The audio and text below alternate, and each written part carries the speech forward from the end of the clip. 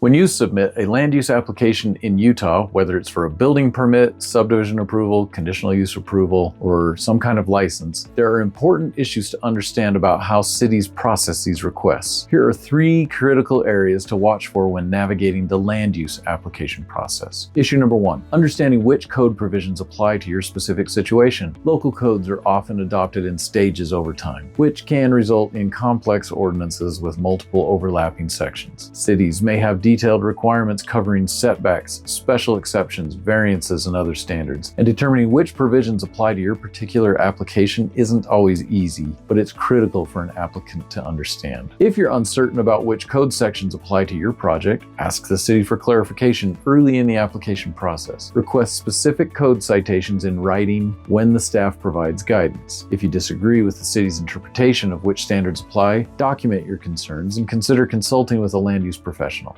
Understanding these requirements up front can prevent issues later in the approval process. Issue number 2, decisions must be supported by substantial evidence on the record. In Utah, if a city denies a land use application, it needs substantial evidence backing up that decision. Substantial evidence isn't the highest legal standard, but the city needs something concrete. Actual evidence or analysis proving that your intended use would violate municipal ordinances. This actually happened in San Juan County in 2023. A property owner operated a wind turbine to generate electricity under a valid permit, but neighbors alleged he wasn't following the permit conditions and asked the county to revoke it. The county held a meeting, claimed they had studied the issue, and decided to leave the permit in place. The neighbors sued, and here's where the county got a little sideways. When the court looked at the record, the only evidence that the county had was meeting minutes that simply said studies were done, but no actual studies were included in the record. The court said essentially, you can't make a decision without evidence, and reversed the county's decision. Whether the property owner was actually complying with the permit didn't matter. The county failed to document any evidence supporting their decision. Issue number 3, applications must be processed within a reasonable time frame. Under Utah law, the Land Use Authority must review and respond to applications within a reasonable time. Many cities